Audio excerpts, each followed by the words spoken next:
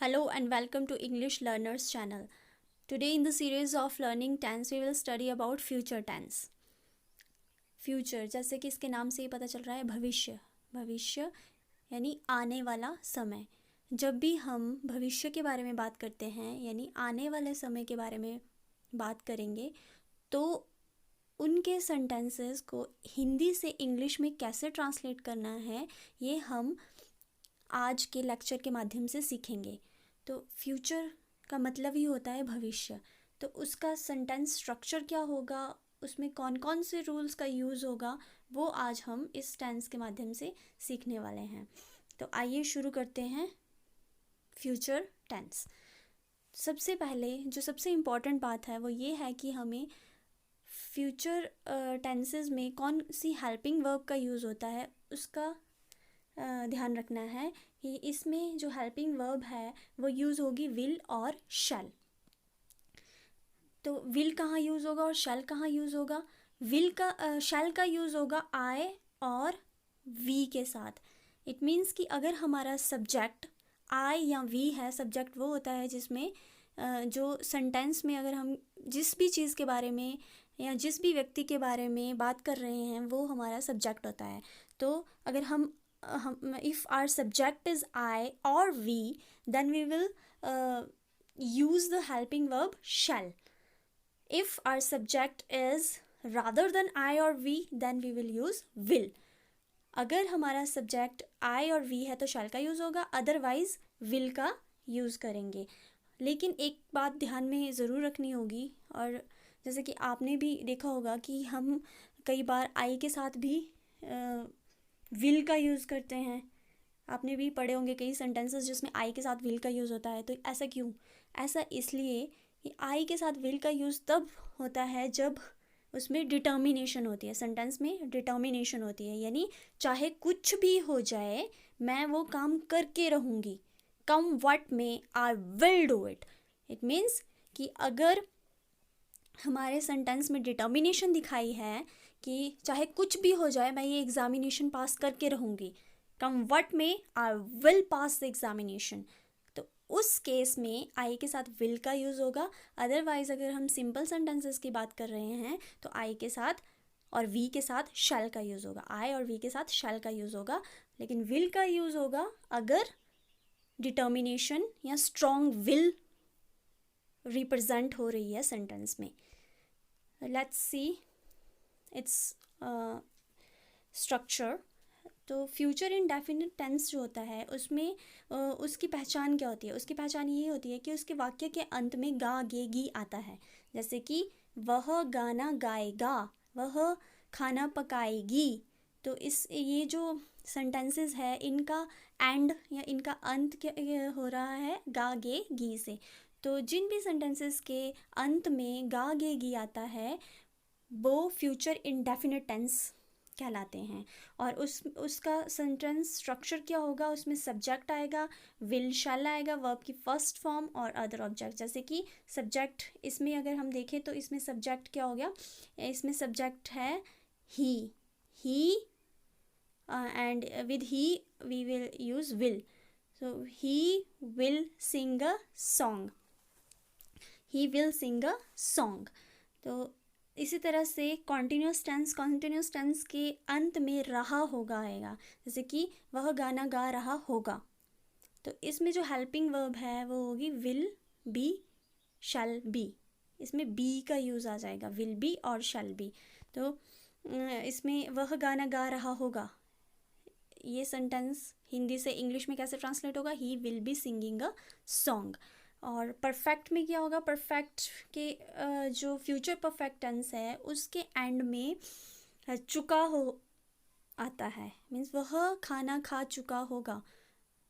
चुका होगा से जो सेंटेंस चुका होगा से एंड होते हैं उनमें जो है वो हेल्पिंग वर्ब विल शैल के साथ हैव और वर्ब की थर्ड फॉर्म का यूज़ होता है. जैसे कि अगर एग्जाम्पल से इसको समझना चाहें, वह गाना गा चुका होगा, ही विल हैव संग अ सॉन्ग.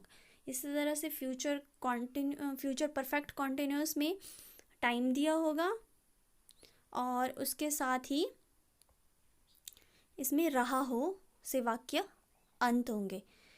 तो इसका सेंटेंस स्ट्रक्चर क्या होगा? Subject plus will shell plus have, और इसमें बीन का यूज़ होता है, प्लस वर्ब की फर्स्ट फॉर्म आईएनजी और सिंस और फॉर का। जैसे कि मैं आपको पिछली वीडियोस में भी बता चुकी हूँ, पहले हम प्रेजेंट और पास्ट टेंस की वीडियो ऑलरेडी कर चुके हैं, पढ़ चुके हैं उसके बारे में। तो उसमें भी आपने देखा कि बस हेल्पिंग वर्ब जो होती है उसमें चेंज होता है, अदरवाइज़ जो सेंटेंस स्ट्रक्चर होगा वो सेम ही बनता है। तो वह ही will have been singing for 2 hours, वह 2 घंटे से गा रहा होगा।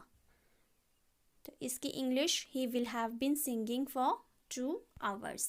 So similarly, if we see few more examples related to future indefinite tense, it will go like मैं पिज़्ज़ा खाऊंगा, I shall eat pizza. As I have already told you that if our subject is I or we, then we will use shall.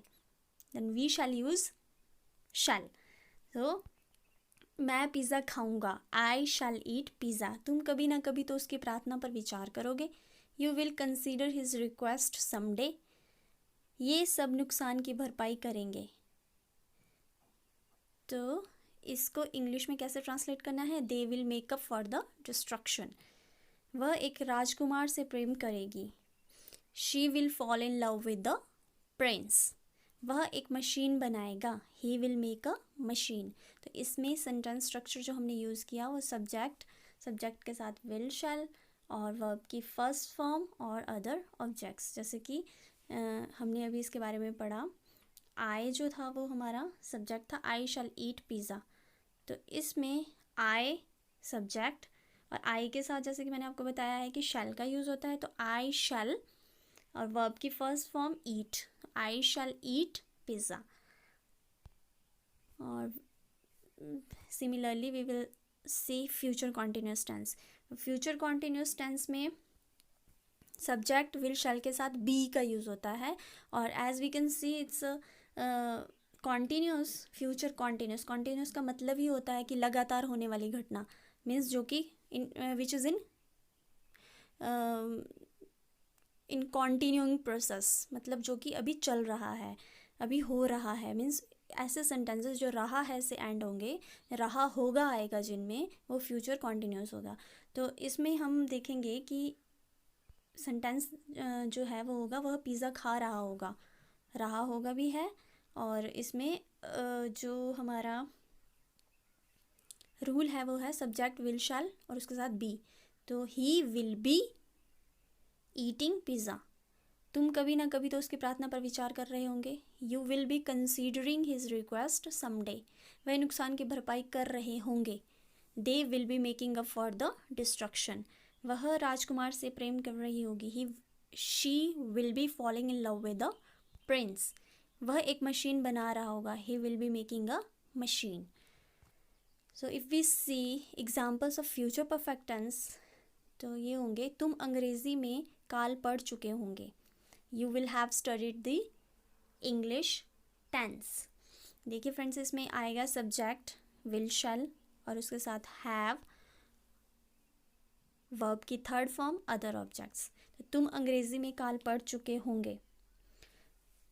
You will have, because we will be using verbs third form, so studied.